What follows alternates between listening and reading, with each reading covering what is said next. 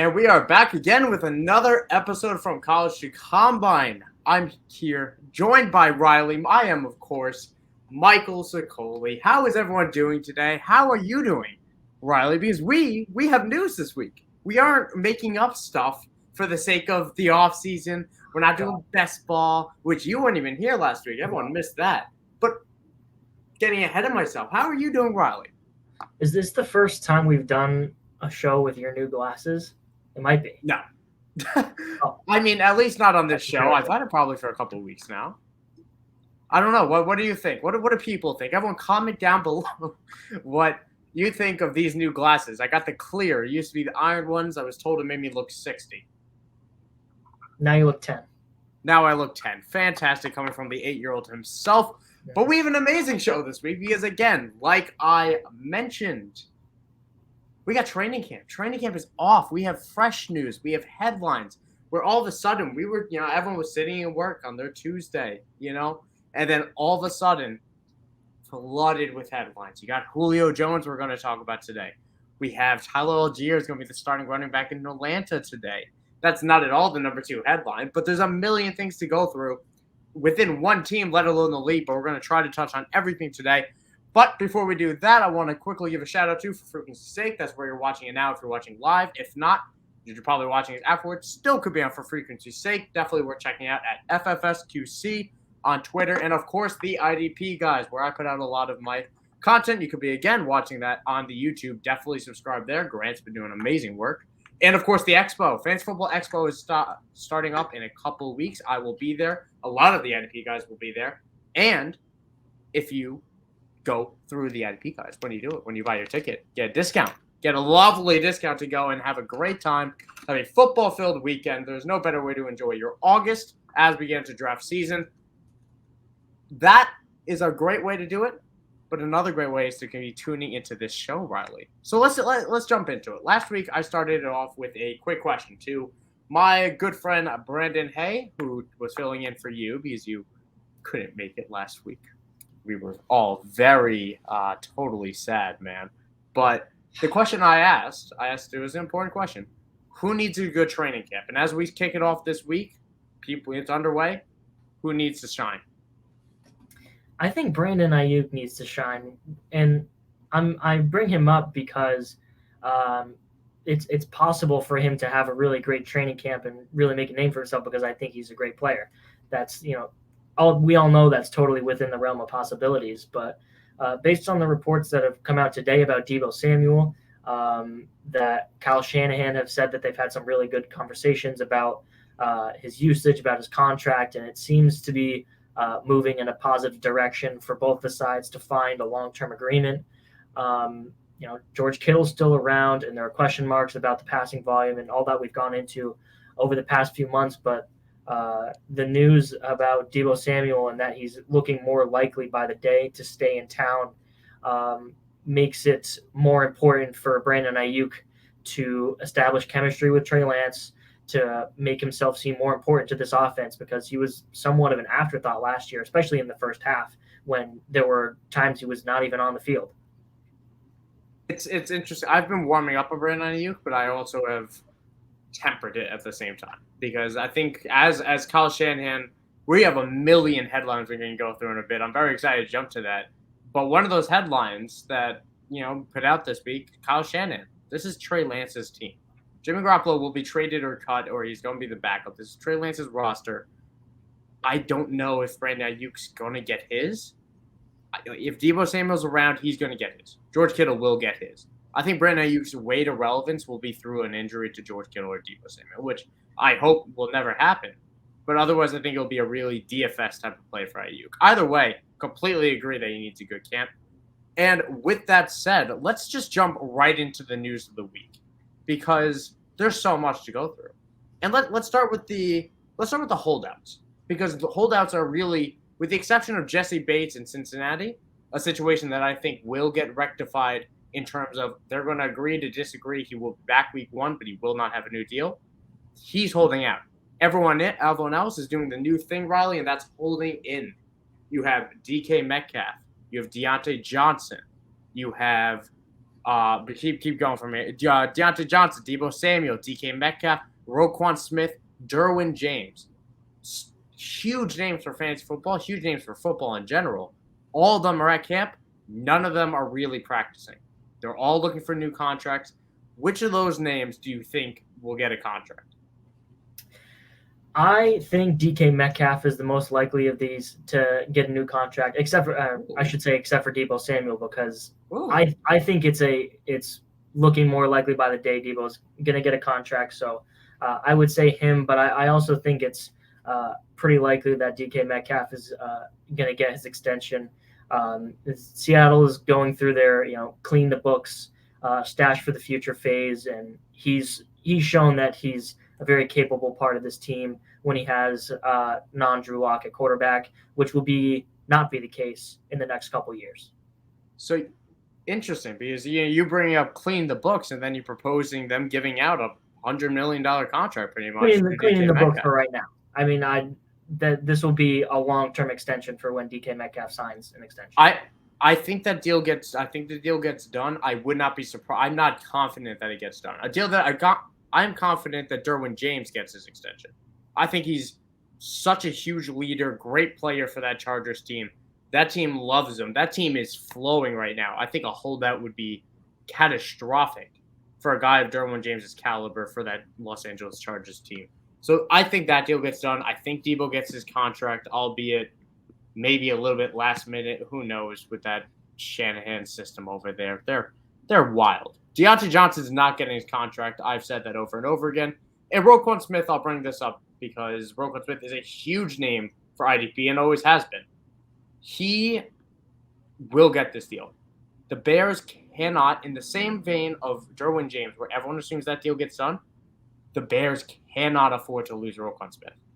He is so important to that team. Riley, who has more tackles? How many players have more tackles than Roquan Smith since he was drafted in the first round of 2018? Take a guess. I want you to guess. I know Roquan Smith has been insane. He's one of the best middle linebackers in football. I would say there's maybe two linebackers who have more tackles than him since he entered the league. Yeah. Okay. So Roquan Smith has 348 tackles. You know who has 349? Nobody. Nobody has more tackles than Roquan Smith since he entered the league.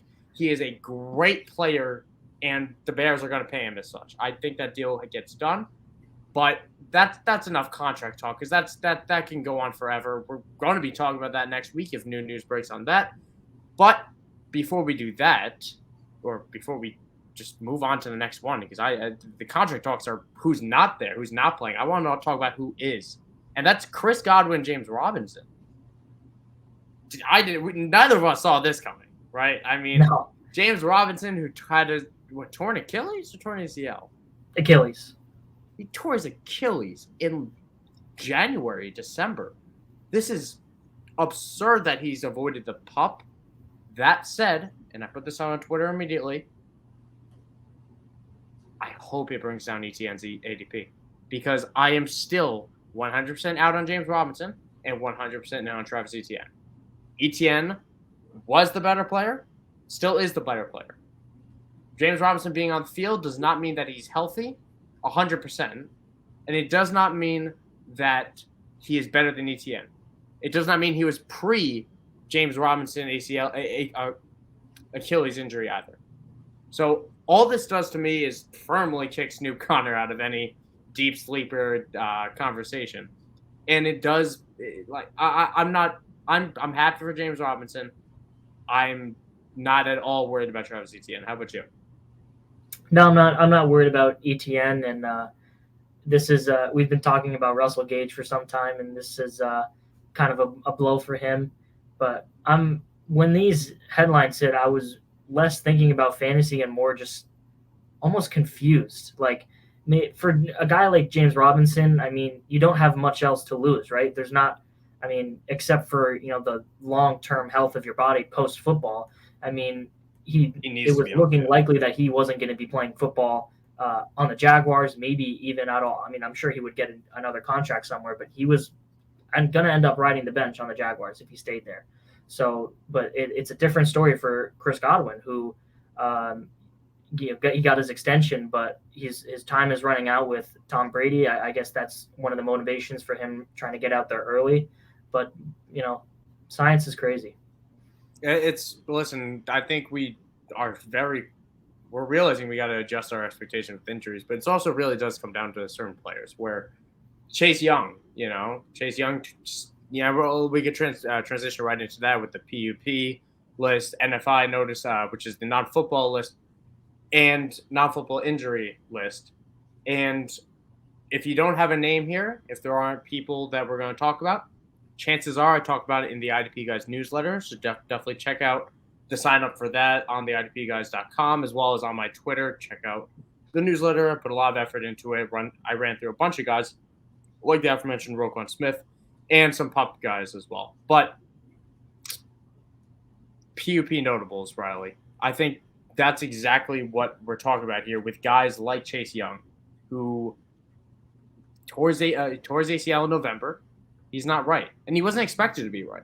Unlike a Chris Godwin, where all the news was negative this entire offseason of maybe he's back week 1, could be a candidate for the IR. And all of a sudden he's practicing in August. So what names on the PUP kind of stood out for you? Because there were, obviously, we have a ton of news that got thrown at us with regard to that. Clyde Edwards-Helaire was the one that really scared me, but luckily for all the boys, he was removed today, and that was really the only thing that was on my mind coming into this. So that's all my sweat kind of gone off my forehead. All right, then I'll toss out one. Someone who's on the pup, but all the news has been positive. Michael Gallup, who is a very talented wide receiver, who is also beating his timeline. Another guy that we were saying we would not see him until November, and now, Mike McCarthy coming out saying very positive things, saying he looks good even though he's not suited up and he's on the pup and he's not playing. So I'm not sure what Mike McCarthy is saying he looks good in. But the news is that he's on track and possibly that he's ready for week 1. Now, I will temper those expectations. I don't think he's going to be ready for week 1. I think this is a little bit early for Mike Gallup to be in that conversation, which still paints Jalen Tolbert as a very interesting flyer, no matter the health status of Gallup, because if he's ready week 1, that's a crazy recovery time too. But I also want to bring up Christian Watson, who missed. I think he played in camp, was kind of playing through some nagging injuries, and now they're kind of shutting him down and will miss time in camp. Not good at all. Now, simultaneously, the Packers are apparently not looking to sign a veteran receiver. And then simultaneously, Sammy Watkins is also on the non-football injury list for something completely undisclosed. And then simultaneously, Riley, Al Lazard was called a Hall of Famer by Aaron Rodgers. What do you make of Green Bay right now? Because the Christian Watson injury I think that's crippling for him. That is a devastating blow. Missing valuable training camp reps with Aaron Rodgers at this point, not good for any rookie, let alone one I have a lot of red flags in with Christian Watson. He was always going to be a work in progress. I mean, that was his big thing. He's coming into the league pretty young, but he's still an FCS product. He's yet to really show what he's capable of in terms of production. So this was supposed to be the time that he proves himself more or less. And we've seen with a lot of players in the past that missing this time is really devastating for fantasy value, for football value on the field. So the Green Bay situation, I don't know why they're not trying to sign a veteran receiver, because they could be running into the season with Alan Lazard, hampered Sammy Watkins if he's able to be on the field but still not 100%, and someone that they sign off the street going into week 1. And that's disgusting. And speaking of hampered, let's talk about Marquise Brown, who is dealing with a hamstring injury. Picked that up today. Is not practicing, obviously, because why risk that with a hamstring injury? Antonio Gibson also with the hamstring injury, although they are saying they're doing that out of, quote, an abundance of caution. That's from Ron Rivera. Which of those two names are you worried about? I'm more worried. I'm worried about both, honestly, but I'm more worried about Antonio Gibson because Marquise Brown was trending up going into camp. New system, a quarterback that he's played with in college, a system that suits him, and even if he's not totally healthy, even if he misses maybe 2 weeks at the start of the season, there's still a really good way to talk yourself into his production for the rest of the season. But a lot of people are in fade Antonio Gibson mode right now, and since he's missing some time right now, it's just really scary. And we've talked about the downfall of him for quite some time, but this is really we're starting to get to real like full on panic mode with Antonio Gibson. I'm not yet because of how they're I don't think they would be as loud about how precaution this is. I'm going to buy that it's a caution move with someone who has had these injury issues before. So I'm not panicking on Antonio Gibson yet. Marquise Brown, I don't like seeing these hamstring injuries in general, and it doesn't sound serious, but they're not being as vocal about the positivity with it. Either way, it's just situations to monitor for both. It's nothing you want to see. But what you do want to see, Riley, in Arizona, we're going to go to news now. We're going to go to news. We're going to go back to the news of the week because we're going to stay in Arizona. Kyler Murray got his massive contract. Again, this type of jumping around the segments of this show, I wanted to do it this way because of how crazy this week is. This is how symbolic it was. So we're going to go on a positive end now and talk about Kyler Murray getting a ridiculously large contract that was still a lot less guaranteed money than Deshaun Watson. But what did you make of the Kyler Murray contract? I mean, obviously there's the contract. There's the independent study clause. I want to hear your thoughts about. When I first saw that, I was like, there are probably some other players in the league who have this in their contract. I wouldn't be surprised if this is a normal thing. That was my first thought, and then my second thought was 4 hours a week is not that much. Like, we have spent so much more than that preparing for this show. In terms of when we're doing film study this offseason, oh my goodness. How not often does Kyler Murray have to be watching film in order for you to make him watch 4 hours a week? Like that, you should be able to. A lot of guys do that in one day, and that's a week worth of film that has to be in your contract because they think you're not doing it. That's kind of interesting to me. I love that they doesn't matter. He got his bag. Good for him. I love that they included video games, that he can't be playing video games while he's doing it as well. I don't get it. And honestly, we've heard these maturity concerns with Kyler before. He said in the pre-draft process, if you remember, Riley, that doesn't watch film. So, I mean, this is nothing new for Kyler Murray. We can expect the same. It's not going to impact his ability on the field. If anything, it'll help. But it's not the clause you want to see if I was a Cardinals fan. You'd like to see 4 hours a week, man. That is not that much. That is nothing. And if you're playing football, man, you should he wants to be playing baseball. He wants to play baseball. That's what this is, Riley. That's deep down. Now, the other big news of the week, the other big signing of the week, Julio Jones. I have seen such a wide range of reactions with this news. I have seen my good pal Luke Sawhook calling Julio Jones a top 30 receiver, and I think that was an immediate reaction. He's kind of adjusted that, but he still is high on Julio Jones. So I've seen other people that total dust by the dip on everyone you possibly can.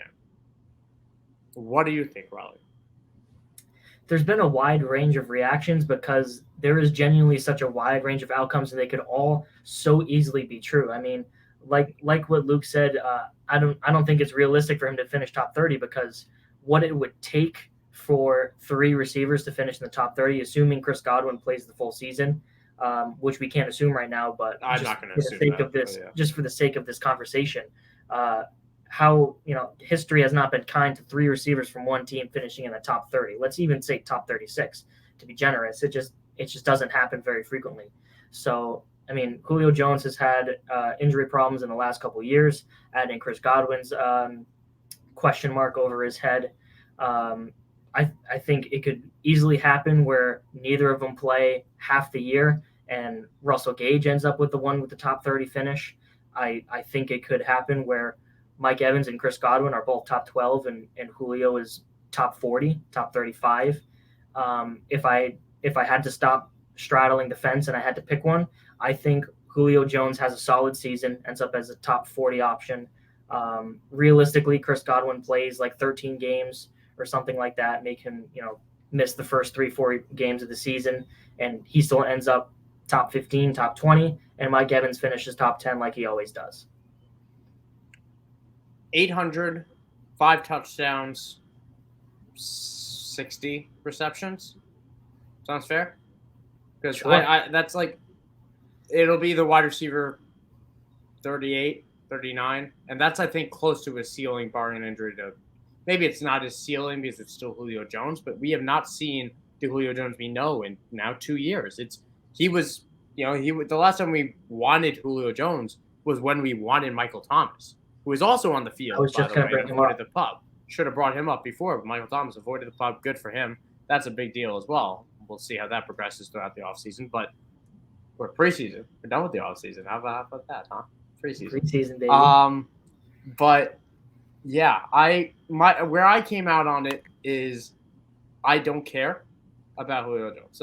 That's more so where I'm at. If this pushes all of non-Mike Evans weapons down into the 9th, 10th round, I'll take my shot on Tom Brady's number 2. I'll take 100%. I'll take a shot. I'll plant my flag. And the one I would plant my flag on would still be Russell Gage if Chris Godwin is looking like he misses time come redraft. Right now, since Chris Godwin's on the field, I'm going to I'll take Julio Jones. But I don't think he's Julio Jones that we know. And I think if he ends up with that 800 5-touchdown line, it's not going to help you that much.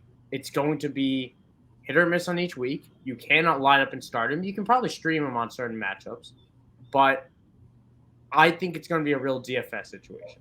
And if Chris Godwin's on the field, I don't know what Julio Jones does on a weekly basis. I don't know. Like, that floor is basement level to me, close to. It's good. For sure. It's 3 for 40. It's 4 for 50. Is a generous floor to give him. Yeah. That's not his floor at all. That's lower than that. But I don't think he's going to help as much, and I think the DFS angle is the way I want to kind of tackle the Russell Gage versus Julio Jones discussion. And also, since last week, it happened early, like right after the show, I believe. But Kyle Rudolph is also now a buck. Mm-hmm. Do you care about that at all? Actually, you know what? I'm gonna say. You know what? Actually, I'm gonna hold that for our next segment, which is going to be Do We Care? Okay. Now, that is our third segment of this show. We're gonna go right into it again. Totally chaotic episode. We're gonna go Do We Care? Right before I do that, I want to give a shout out to Chris Carson because I don't want to ask, do we care if Chris Carson? Raleigh, do we care if Chris Carson retired? Not for fantasy, but we care in our hearts because we love Chris Carson, and this is what's best for Chris Carson. I love Chris Carson. He was always so quietly good. I really liked him, and I'm sad that his career had good, not spectacular. Yeah. What did you say? No, nothing. I said something I kind of regretted because he was okay. I think he was good, not spectacular, but he cried. He was nothing, man. He was a 7th round pick, grabbed himself up from his boots. He got his bag before he retired with that neck injury. I am glad I don't think he's making the choice for himself. I think he's being forced into it by that injury based on how long it took for this announcement to come. But again, I wish the best to him. But yeah, he's still young. More positives. Yeah, I mean, he's 27, man, with a neck injury. That sucks. But at least he got the first year of that extension that it was around 12 to 15 million. So I hope the Seahawks do right by him, and I think they will, given how he was respected on that team. He's a really good guy as well from every report. But a lot more positive things to grab on Do We Care this week, Riley. DPJ. And you know how many things I care about. Oh, we know.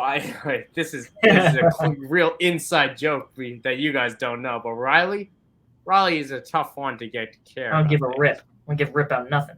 Let's see if you care about this. DPJ is being rumored is apparently is a favorite target of Deshaun Watson, who is also being talked about in the 2 to 8 game suspension range. Let's just call it 8. I think we can safely say 8. Hopefully it's more, or not hope.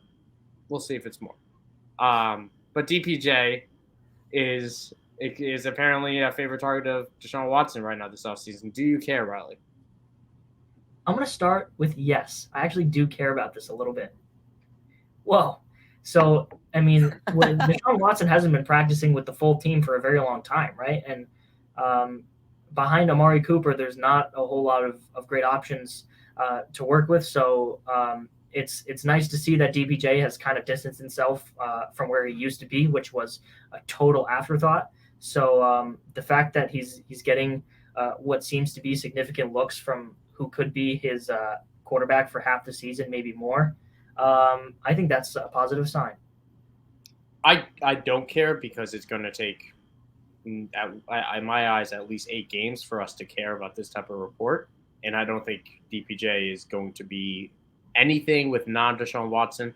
I do agree that he will win the wide receiver 2 job out wide. David Bell should work the slot, and Amari Cooper should be on the other guy out wide. And in a Deshaun Watson-led offense, there's 100% room for 2 relevant guys. And if I do want to take a shot on someone here, I want to take a shot on the deep guy. So this is something I do want to monitor. If we see, I don't think we'll see any preseason reps to Deshaun Watson. We don't want to see that much trash being thrown on the field by fans. But I think we're going to wait and see on this. And if DPJ is still the number 2 receiver come week 5, which seems likely, he's someone that I want to be picking up on wires. He's going to be on a lot of them. Another headline I want to grab, Riley. Do you care that Ramondre Stevenson opened camp today with the 1s? Damian Harris is working with the 2. This was in a Matt Patricia coached offense because the Patriots don't have an offensive coordinator. They got Joe Judge, legend of the Giants, and Matt Patricia, legend of the Detroit Lions. 2 guys that were some of the worst at coaching since we've seen in a long time. So Matt Patricia was calling the shots on day 1. Ramondre Stevenson was taking the run with the 1s. Do you care? Also, our boy Ethan Hurwitz was on scene reporting on this. Shout out to Ethan Hurwitz. Give him a shout. Give him a follow on Twitter as well, Hurwitz Sports. Go on, Riley. Do you care? I cared about this a little bit when I first saw it because, we saw last season that Ramondre Stevenson was getting more work than we thought. And even though Damian Harris was still a very efficient player, he was still a good player, it creeped into my mind saying there are a lot of holes on the Patriots team, like linebackers, one of the bigger ones. They could use some cornerback depth. And I said, Damian Harris is on a contract year, but there's really not that much of a trade market for running backs, especially for guys like Damian Harris who have never really popped.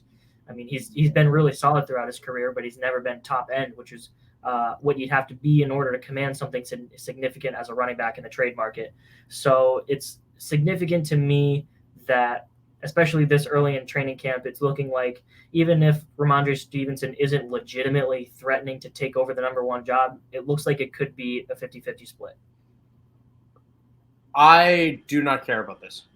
I think tomorrow, or if you're probably listening, if you're listening to this after the fact, I'm talking about Thursday, I'm talking about Friday, Damian Harris is going to be with the 1s. And after that, Pierre Strong is going to be with the 1s.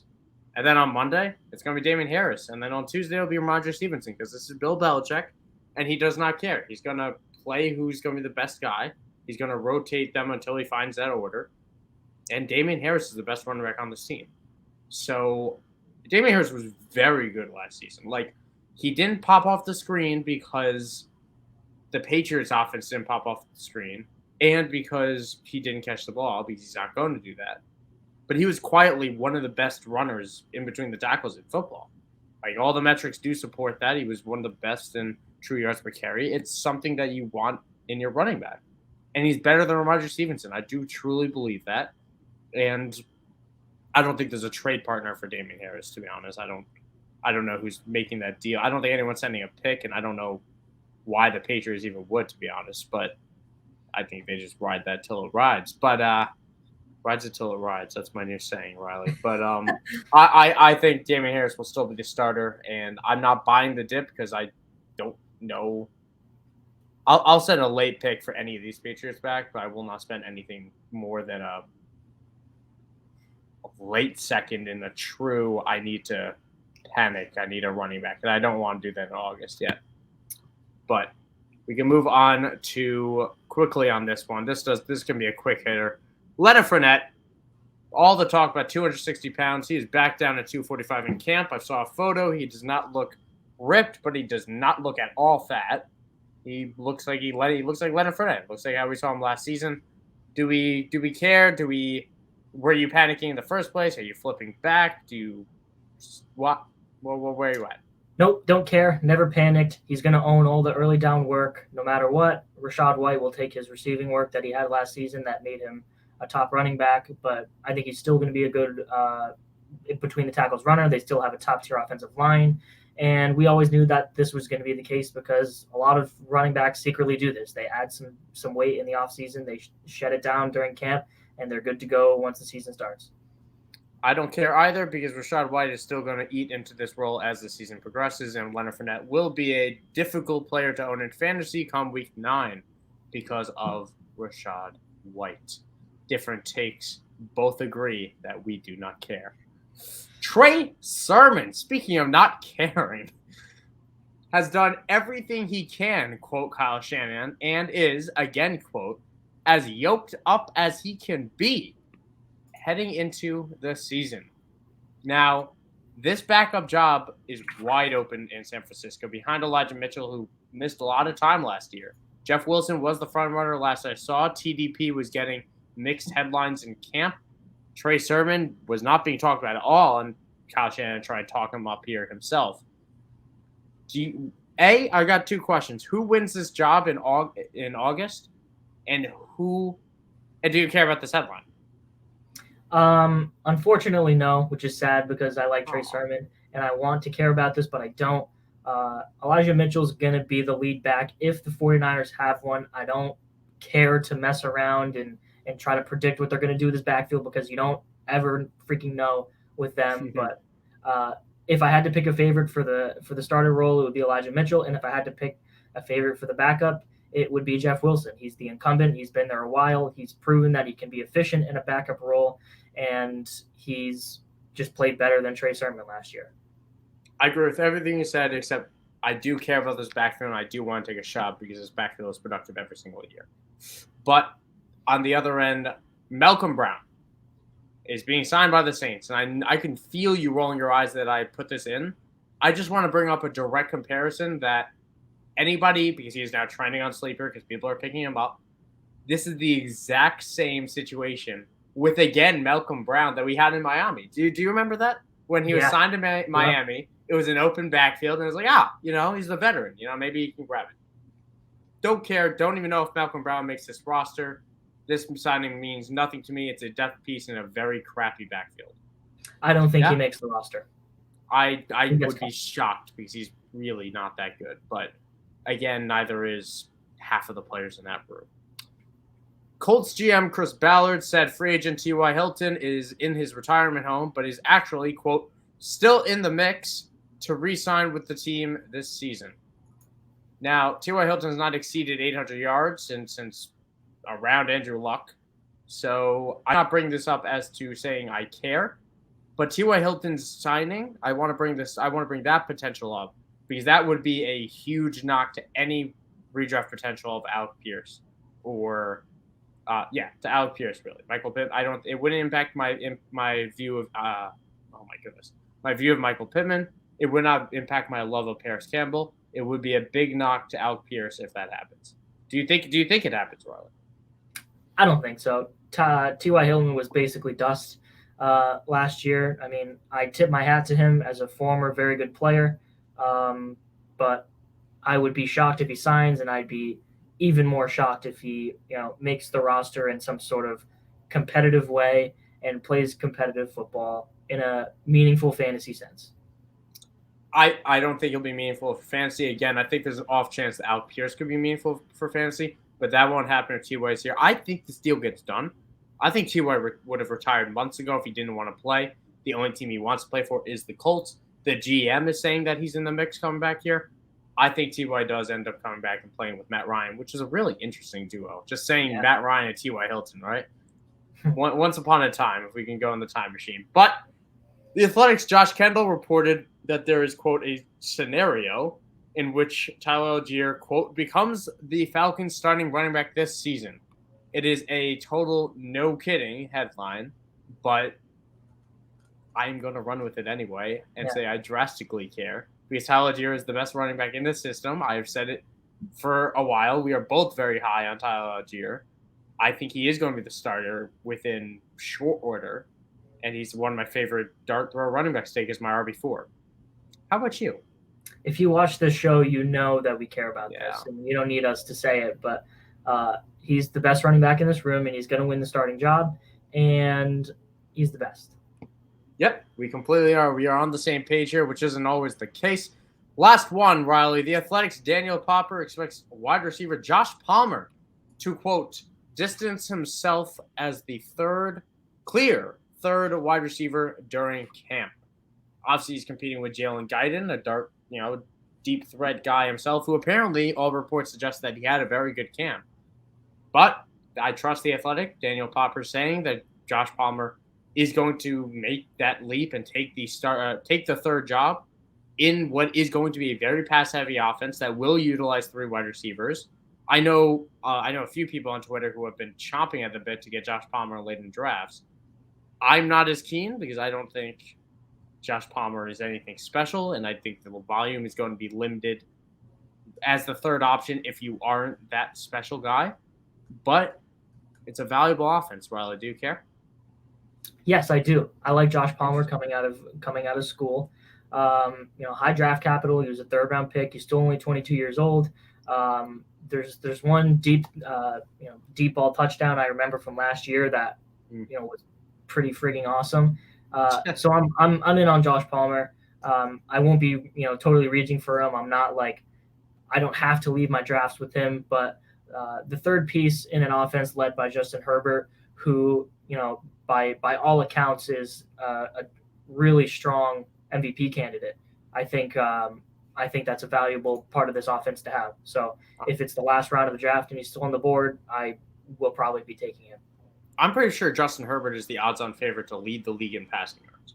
So me not believing in Josh Palmer, this is the exact situation that I will admit that there is 100% chance I'm wrong. And those situations what's it called? When the cost is minimal, I admit I am more willing to admit that I could be wrong when it comes to good offenses, if that makes sense, if that at all made any sense.